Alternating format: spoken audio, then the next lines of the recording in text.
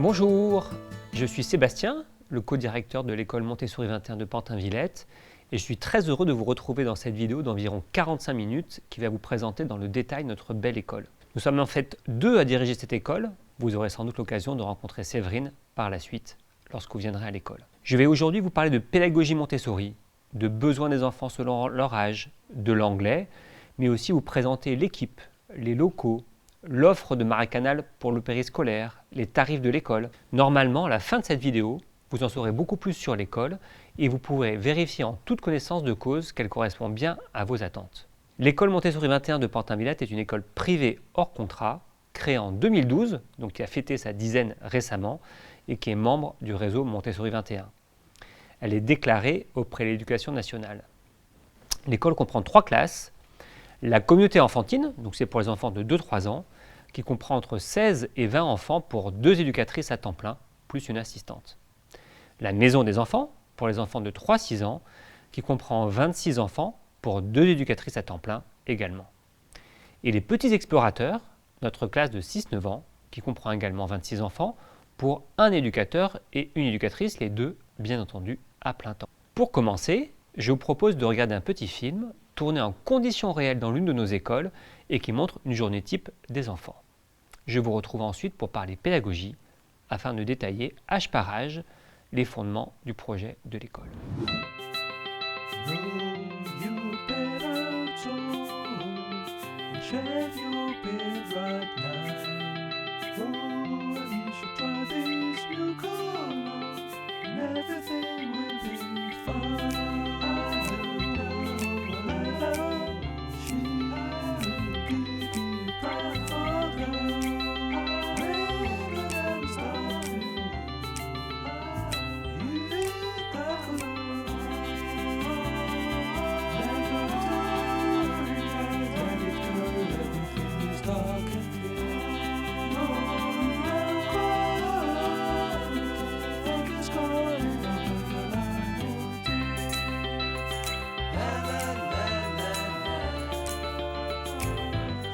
Such a meaty deed. La la la la la la la la la. Oh, how I can feel. Oh no, good love. So wanna try another time. Oh, say you need to try. No, do what I said before. No, sorry for being tried and know.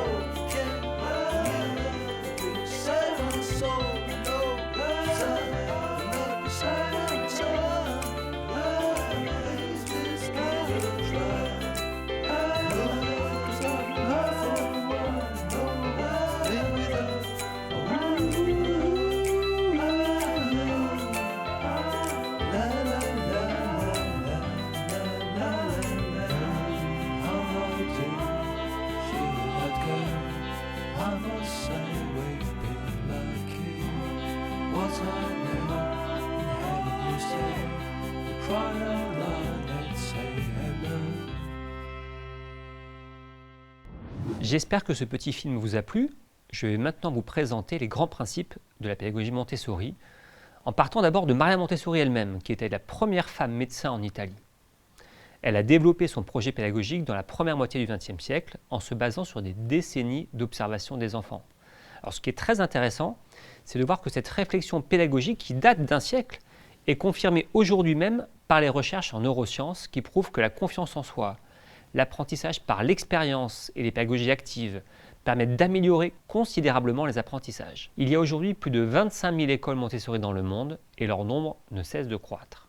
Le fondement de cette pédagogie, c'est de concevoir l'éducation non pas seulement comme l'acquisition de connaissances, mais aussi comme l'apprentissage de savoir-faire, d'une compréhension de soi et des autres, et globalement d'un savoir-être qui rend heureux.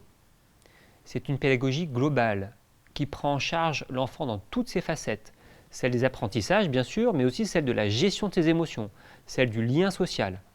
C'est pour cela que Maria Montessori a appelé son projet « L'éducation à la vie ». Le premier point de la pédagogie Montessori, c'est la confiance dans l'enfant et dans son potentiel. L'idée centrale est de le rendre autonome, de ne pas faire à sa place les choses qu'il peut faire par lui-même. Je vais vous prendre un exemple que nous connaissons tous. Lorsqu'on est pressé le matin, on a tendance à habiller son enfant, à lui mettre ses chaussures. Eh bien, en fait, il vaut mieux lui laisser le temps d'apprendre à apprendre. Il en sera fier et vous aussi. L'enfant recèle d'innombrables qualités qu'il faut valoriser.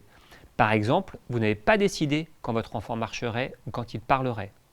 Cela montre qu'il faut d'abord s'appuyer sur les capacités intrinsèques de chaque enfant. Le second point est le respect de l'individualité des enfants. Chaque enfant est différent, chaque enfant a des besoins propres et en pédagogie Montessori, nous pratiquons une individualisation du parcours pédagogique qui est fondamentale. Tous les enfants ne font pas la même chose en même temps. Chaque enfant a son propre parcours pédagogique, personnalisé en fonction de son évolution. Dans nos classes, les enfants ne font donc pas tous la même chose en même temps. C'est à chacun selon son rythme. Le troisième point concerne le mélange des âges.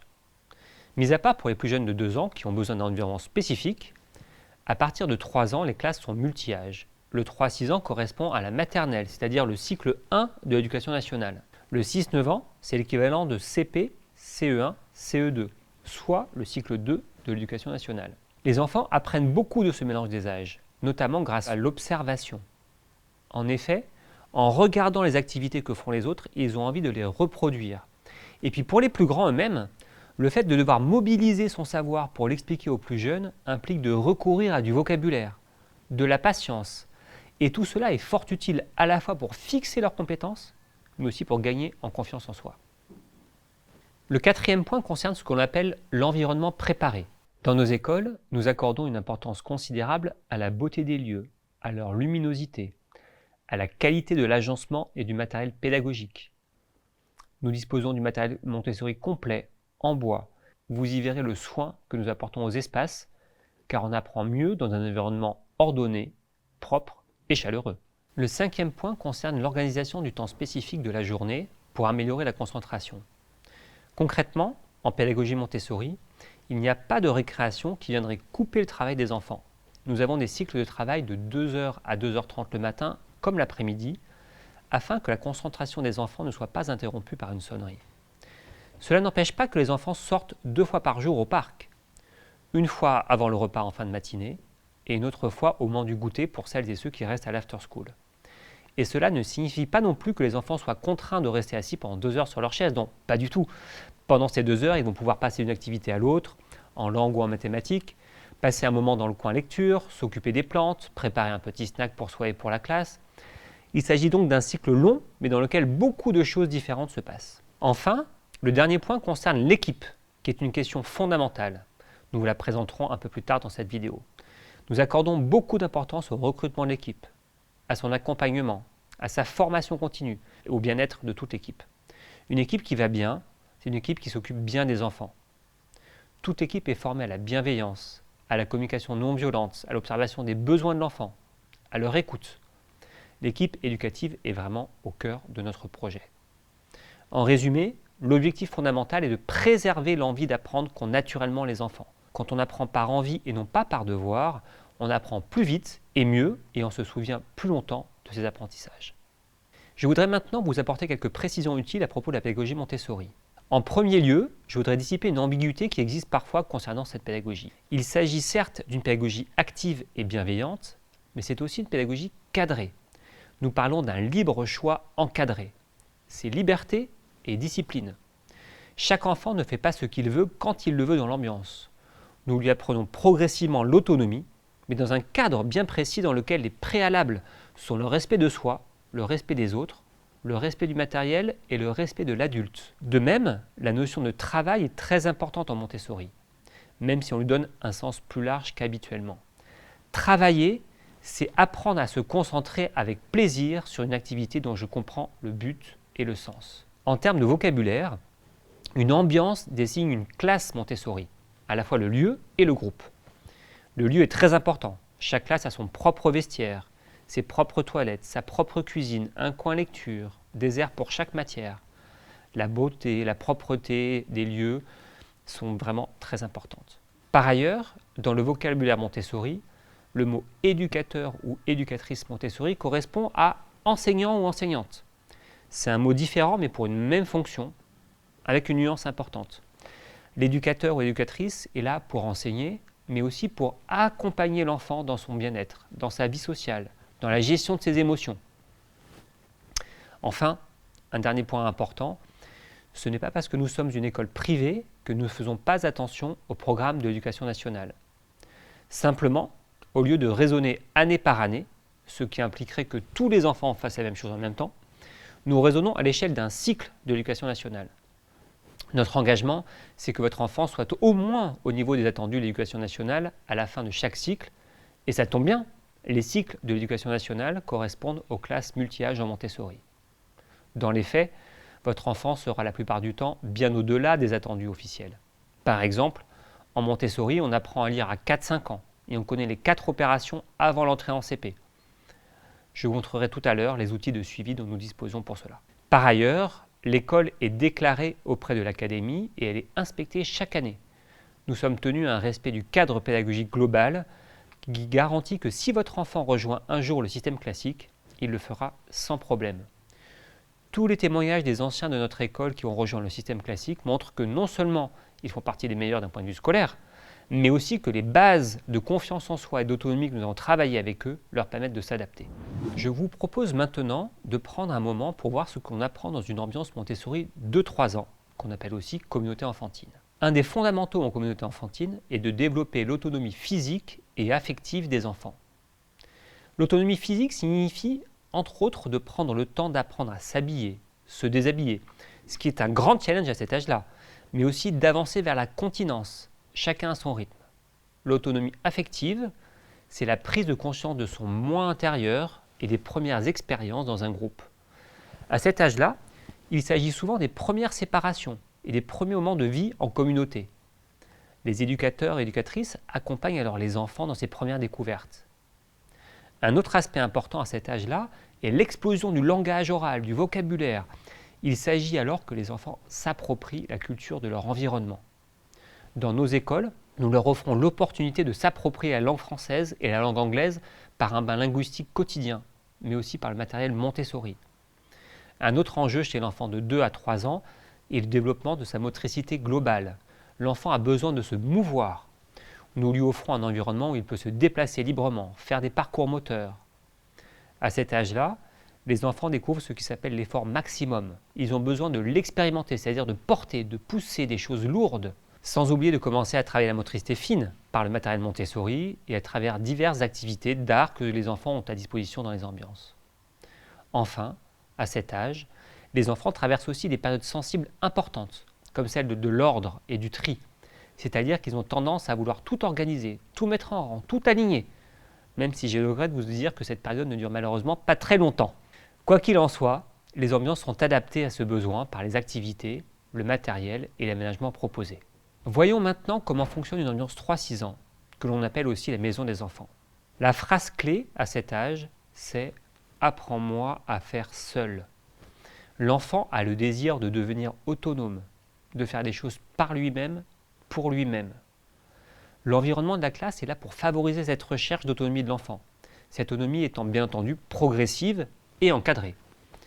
C'est important parce que si on fait quelque chose à la place de l'enfant, quelque chose que l'enfant sait faire, cela lui envoie le signal qu'il n'est pas capable d'y arriver par lui-même. Or, chez Montessori, on cherche à le rendre confiant et autonome. Un exemple, dans une ambiance Montessori, nous utilisons de vrais verres en verre, de vrais ciseaux. Nous leur apprenons à les manier avec soin, à ne pas se blesser ni blesser les autres, et ils sont fiers de la confiance que nous leur accordons. Autre point important en 3-6 ans, on porte une attention particulière au développement de la motricité globale et fine de l'enfant. C'est pour cela qu'en Montessori, avant d'apprendre avec la tête, on apprend avec le corps. Tout le matériel pédagogique est sensoriel, on apprend en expérimentant. Si l'on se réfère aux plus récentes études en neurosciences, on apprend qu'on retient 90% de ce qu'on fait, mais seulement 10% de ce qu'on nous dit.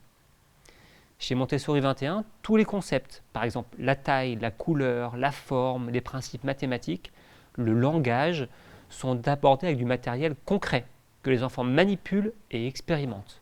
Chose importante en 3-6 ans également, toutes les présentations de matériel faites par les éducateurs et éducatrices sont individuelles, un enfant à la fois. Cela signifie que l'éducatrice va prendre un enfant et lui présenter à lui seul un matériel. L'enfant va ensuite répéter cette activité devant l'éducatrice et sera ensuite à même de venir chercher cette activité quand bon lui semble, dans une logique de répétition choisie qu'il apprécie beaucoup. Par ailleurs, l'enfant traverse des périodes sensibles qui le rendent particulièrement attentif à certains aspects de son environnement. C'est vrai de l'ordre, du langage, des perceptions sensorielles. La maison des enfants vient répondre à ces besoins. Par exemple, la période sensible du langage écrit se situe aux alentours de 4 à 5 ans. C'est pour cela qu'à la fin de ces 3 années de maison des enfants, la plupart d'entre eux sont déjà capables de lire des textes simples. En mathématiques, ils maîtrisent déjà les principes de l'addition, de la soustraction, voire même de la division et de la multiplication. Prenons un moment désormais pour parler des 6-9 ans, qu'on appelle aussi les petits explorateurs. À cet âge-là, la dimension de groupe prend plus d'importance. La phrase clé n'est plus « apprends-moi à faire seul », mais « apprends-nous à faire seul ». Il y a une volonté de s'ouvrir au monde, d'explorer au-delà de soi-même, alors qu'en 3-6 ans, l'enfant explore surtout ses propres capacités physiologiques et intellectuelles. Ce besoin de collectif ne signifie pas que nous allons travailler en groupe complet. Chez les 6-9 ans, les présentations faites par les éducateurs et éducatrices concernent de petits groupes de 4-5 enfants, en fonction de leur niveau et de leur intérêt du moment. Par ailleurs, chaque enfant a désormais un plan de travail personnalisé. Il rencontre individuellement son éducatrice ou son éducateur en début de semaine. Ils planifient ensemble un programme de travail qui mélange des temps de leçons, des temps de travail individuels et des temps de travail collectifs. Point important aussi en 6-9 ans, les enfants ont besoin de comprendre le sens global des choses. C'est l'âge des grandes questions. C'est pour cela qu'en Montessori, les éducateurs et éducatrices 6-9 ans proposent ce qu'on appelle les grands récits. La création de l'univers, l'apparition de la vie sur Terre, l'histoire de l'écriture, l'histoire des nombres. Ces grands récits sont des moments forts, théâtralisés, qui vont permettre à l'enfant de construire le cadre de compréhension globale de ses apprentissages. C'est aussi un âge où l'on passe à l'abstraction. On continue de travailler avec du matériel sensoriel, mais on utilise aussi des cahiers, des classeurs pour travailler en explorant différents domaines. Celui des langues, des mathématiques, de la géométrie, de l'histoire, de la géographie, de la botanique, des sciences. On touche à tous les sujets. C'est aussi un âge où on multiplie les sorties, qu'elles soient collectives ou par petits groupes.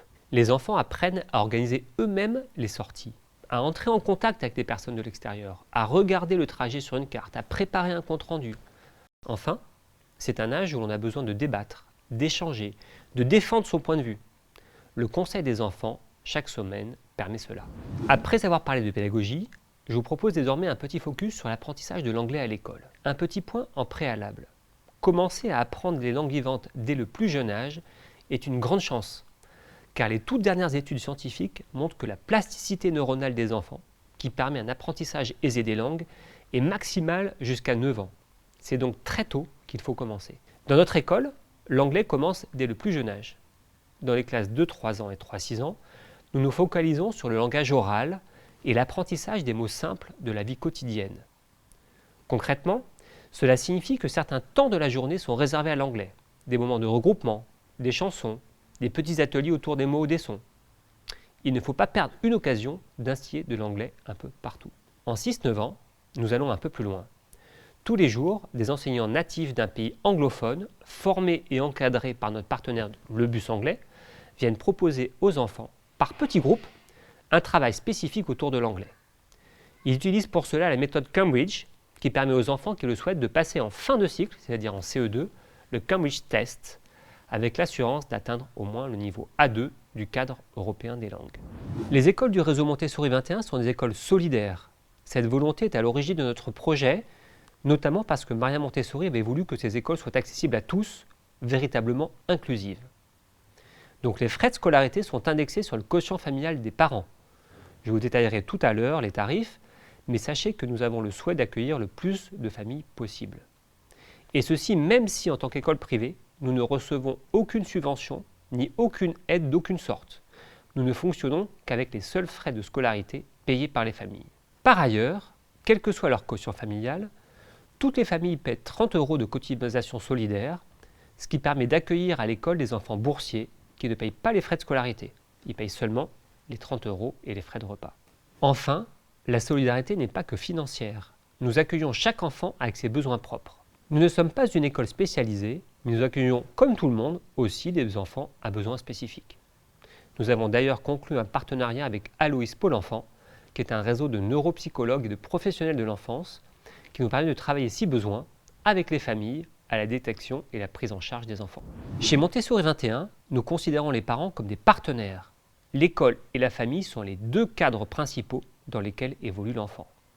Nous avons besoin d'échanger et de collaborer ensemble. Concrètement, cela se traduit par beaucoup de moments partagés, accueil de pré-rentrée, réunions collectives 2 fois par an, points individuels concernant votre enfant 2 fois par an également.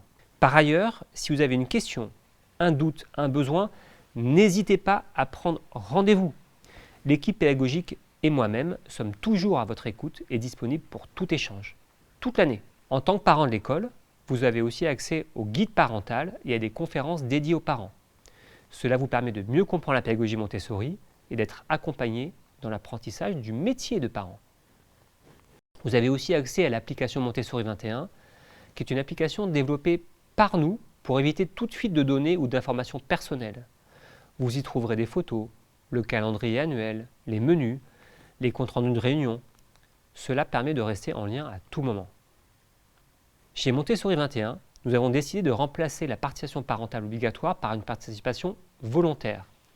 Si vous souhaitez animer un atelier, accompagner une sortie scolaire, organiser une fête, vous êtes les bienvenus.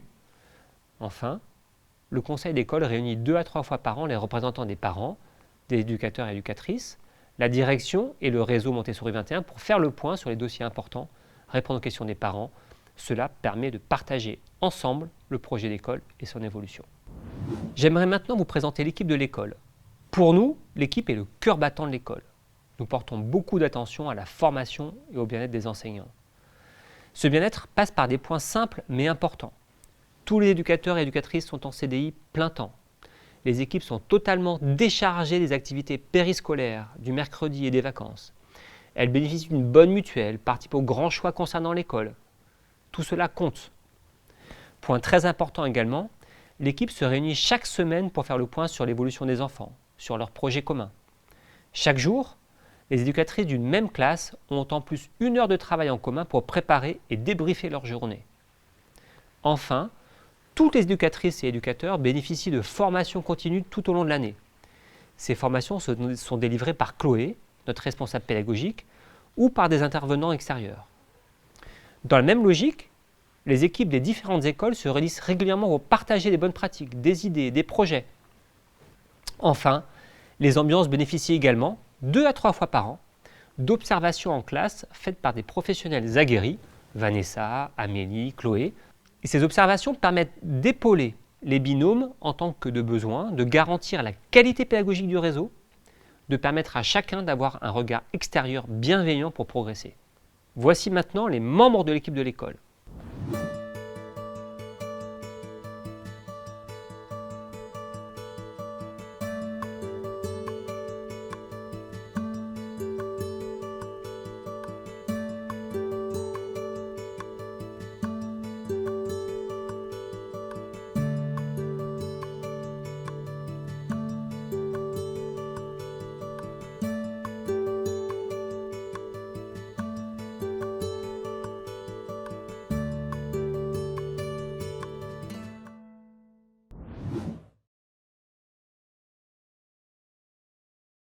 L'objectif du réseau est simple, démocratiser l'accès à la pédagogie Montessori tout en assurant le plus haut degré de qualité pédagogique dans nos écoles, sans jamais perdre de vue un point essentiel. Le plus important est ce qui se passe dans la classe de votre enfant tous les jours.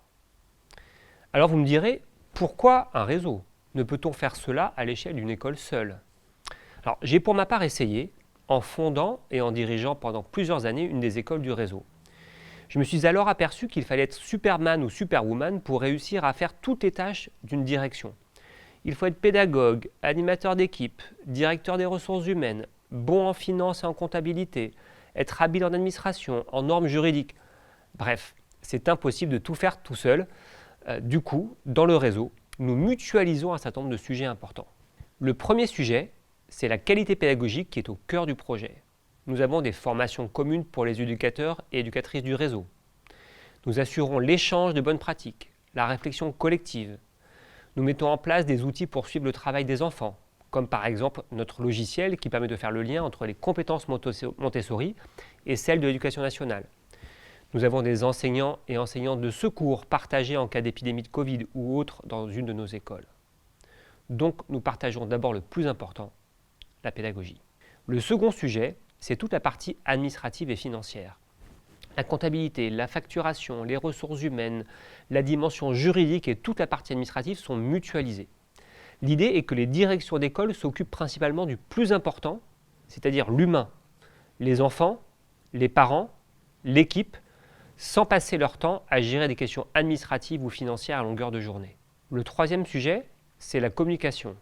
Le site internet, notre application Montessori 21, qui est réservée aux parents de l'école, comme vous le savez, notre outil d'inscription sont partagés et permettent là aussi de mutualiser des savoir-faire et des outils communs. Enfin, le dernier point est tout aussi important, même s'il est moins visible. C'est tout simplement la solidarité entre école et équipe. Dans ce métier, il est très important de ne pas être isolé et de pouvoir compter sur les autres pour partager ses idées, ses problèmes aussi et ses projets. C'est ce que nous faisons au sein du réseau. L'école Montessori 21 de Pantin-Moderato comprend 2 sites qui sont très proches l'un de l'autre, de quelques centaines de mètres. Le premier site accueille une micro-crèche Montessori, qui ne fait pas partie du réseau mais que nous apprécions beaucoup, et notre ambiance pour les enfants de 2-3 ans. Elle se situe rue Charles-Auvray à Pantin. L'ambiance est grande, lumineuse, dispose d'une salle de repos et d'une salle de repas et ouvre directement sur un espace extérieur privatif qui permet aux enfants de jouer en toute sécurité. Le second site se situe au cœur même du parc Stalingrad, au centre de Pantin. L'école ouvre directement sur le parc, ce qui est une grande chance pour les moments récréatifs de l'école. Ce second site accueille la classe 3-6 ans et la classe 6-9 ans. Très lumineuse, elle va bénéficier à l'été 2023 d'une réfection complète pour améliorer encore son confort et ses espaces pédagogiques. Chaque classe fait plus de 75 mètres carrés et dispose d'un accès direct à l'extérieur. Nous avons aussi un grand atrium pour les temps préscolaires et les temps de repas. Parlons maintenant du suivi de votre enfant. Comme vous l'avez compris, dans notre projet, nous accordons une grande importance au suivi personnalisé des enfants. Cela nous permet à tous les âges de vous proposer 2 rendez-vous individuels par an pour faire le point sur l'évolution de votre enfant et également de vous partager 2 bilans annuels écrits en janvier et en juin, très précis sur le suivi des apprentissages. Je vous présenterai juste après un exemple de bilan. Par ailleurs, chaque année, nous vous proposons aussi 2 réunions collectives dans chaque ambiance, animées par les éducatrices. Elles permettent de faire le point sur la vie sociale du groupe, les projets et de vous présenter du matériel Montessori pour vous familiariser avec la méthode. Comme je l'ai déjà évoqué, la communication école-famille est pour moi au cœur de notre projet. En plus de ces réunions fixes, vous pouvez demander à tout moment une réunion avec les éducateurs et éducatrices ou avec la direction. Quand on a un doute, une crainte, une question, mieux vaut toujours la partager. Parlez-nous. Enfin, en cas de besoin, notre partenariat avec des psychologues, orthophonistes ou pour les bilans nous permet d'avancer ensemble. Dans ce cas, ce sont vous les parents qui êtes les pilotes. Pour notre part, l'équipe sera toujours disponible pour échanger avec les médecins ou praticiens qui s'occupent de votre enfant en dehors de l'école. Pour que les choses soient plus concrètes, voici un exemple de bilan de suivi d'un enfant. Montessori 21 utilise un logiciel de suivi des enfants spécialisé pour les écoles Montessori, qui s'appelle Transparent Classroom. 2 à 3 fois par semaine, les éducateurs et éducatrices mettent à jour ce logiciel avec les présentations qu'elles ont faites aux enfants. Ce logiciel permet aussi de programmer le travail des enfants pour être sûr de ne rien oublier. 2 fois par an, les éducateurs et éducatrices finalisent des bilans détaillés qui vous sont remis en janvier et en juin avec des commentaires précis. Montessori 21 a par ailleurs développé dans ce logiciel un module spécifique qui permet de faire le lien entre les compétences Montessori et le socle commun de l'éducation nationale. Cela permet d'éditer, si besoin, des bilans dédiés façon éducation nationale. Voyons maintenant comment se déroule une journée type à l'école. Le but de cette journée type est de coller au maximum au rythme naturel de l'enfant. Cette journée est bien sûr ajustée en fonction des différents âges et des moments de l'année. Je vous donne un cadre type. De 8h30 à 8h45, c'est le moment de l'accueil des enfants. Vous disposez donc d'un battement de 15 minutes pour arriver à l'école. Attention d'être là à l'heure, les retards perturbent la mise au travail des enfants. Nous vous donnerons aussi des petits conseils pour faciliter, pour vous comme pour les enfants, la séparation du matin qui au début peut être un peu difficile. De 8h45 à 11h15, c'est le grand temps de travail Montessori dont je vous ai parlé. Ce temps comprend des présentations par les éducatrices francophones et anglophones, du temps de travail en autonomie, des regroupements en français et en anglais, des temps plus calmes dans le coin bibliothèque ou pour le soin des plantes et bien d'autres choses encore. Entre midi et midi 45, c'est le déjeuner. On va revenir juste après sur ce temps-là qui est pour nous un vrai temps pédagogique. Midi 45, c'est le départ à la sieste pour les plus jeunes qui sont sortis au parc le matin et c'est le moment de se préparer à sortir pour tous les autres. De 13h à 14h, c'est donc la récréation, sauf pour les petits qui font la sieste. Nous sortons même quand il ne fait pas beau. Les enfants ont besoin de prendre l'air. Comme disent nos amis canadiens, il n'y a pas de mauvais temps, il n'y a que des mauvais vêtements. Puis les enfants reprennent leur travail pour l'après-midi. À partir de 16h, regroupement de fin de journée, en français ou en anglais. 16h15, 16h30, sortie des classes pour les enfants qui ne restent pas à l'after school. De 16h15 à 18h15, c'est le temps de l'after school que Marion vous détaillera juste après. Je vous propose maintenant de faire un petit point sur les repas, dont on sait qu'ils sont très importants dans notre culture. Chez Montessori 21, les repas sont considérés comme un temps pédagogique. Cela signifie que les éducatrices sont présentes sur le temps du déjeuner avec les enfants. Les enfants apprennent à mettre le couvert, à servir à table, à débarrasser. Peut-être que vous en verrez vous-même les résultats à la maison. Un employé de cantine est également là pour assurer le bon déroulement du service et aussi pour faire le ménage après le repas. Notre partenaire de repas s'appelle Équilibre et il prépare chaque jour des repas majoritairement issus de produits bio, locaux et frais. Il se compose d'une entrée, d'un plat équilibré, d'un fromage ou dessert et de pain. Vous avez le choix pour votre enfant de prendre des repas classiques ou des repas végétariens.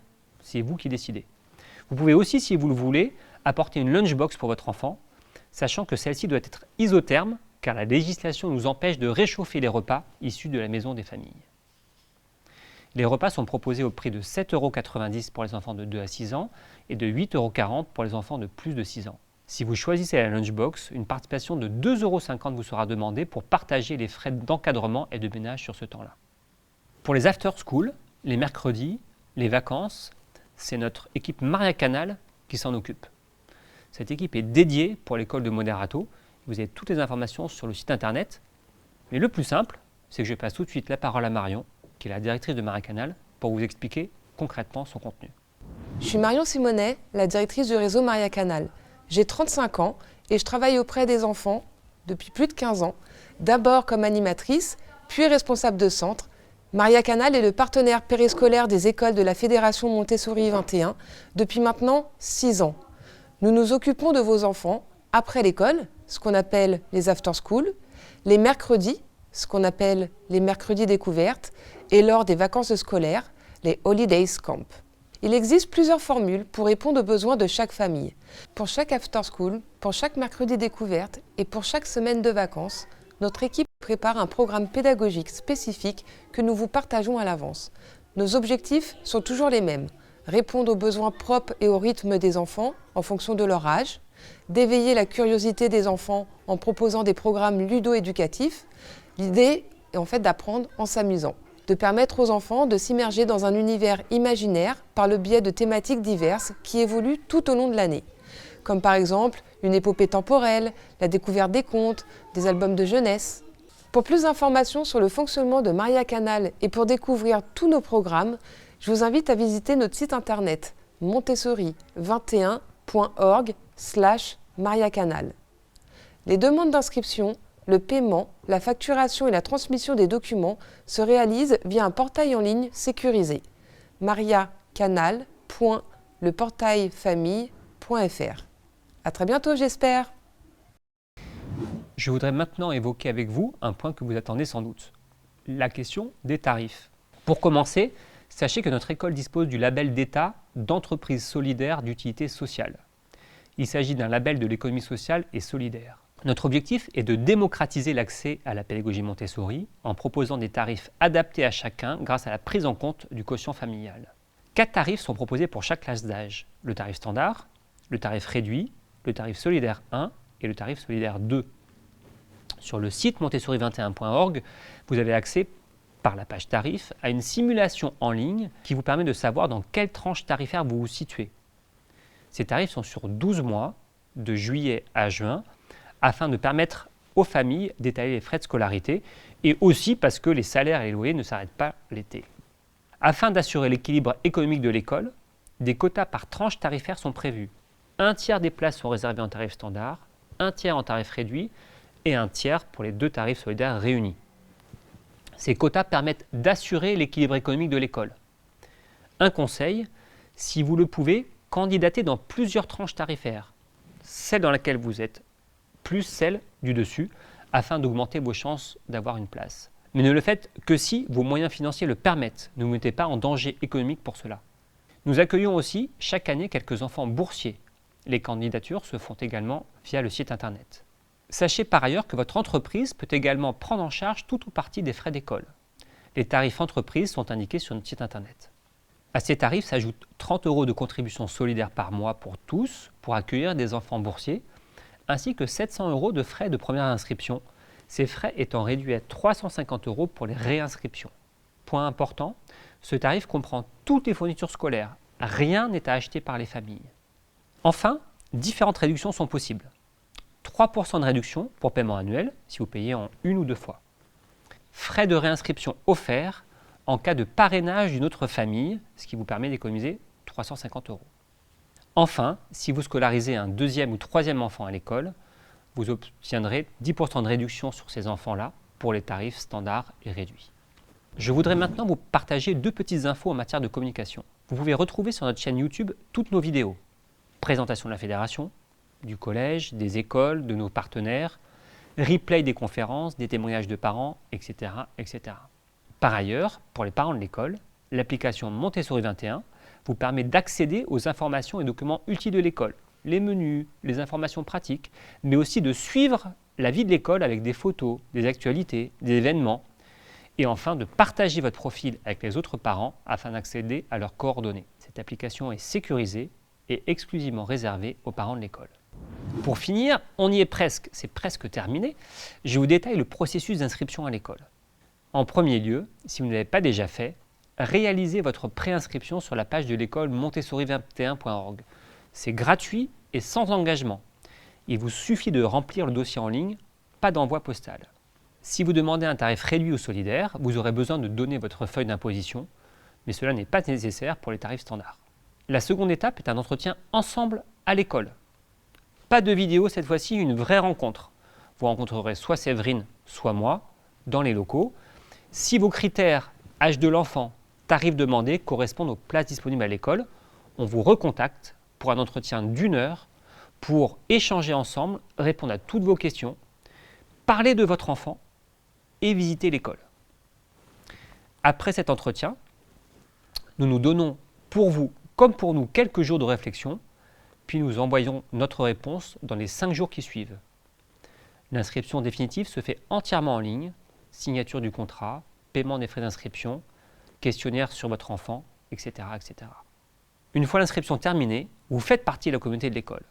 Vous allez rencontrer les éducatrices et éducateurs de votre enfant avant l'été, avec votre enfant. Vous aurez accès à une formation Montessori, accès à l'application Montessori. On espère être parti pour quelques années ensemble. Voilà, cette présentation de l'école est désormais terminée. J'espère de tout cœur que vous nous connaissez mieux maintenant et que le projet d'école est maintenant pour vous très clair. J'espère également avoir le plaisir de vous rencontrer bientôt pour répondre aux questions que vous posez peut-être encore, pour parler de votre enfant, pour vous faire visiter l'école. À très bientôt, au revoir.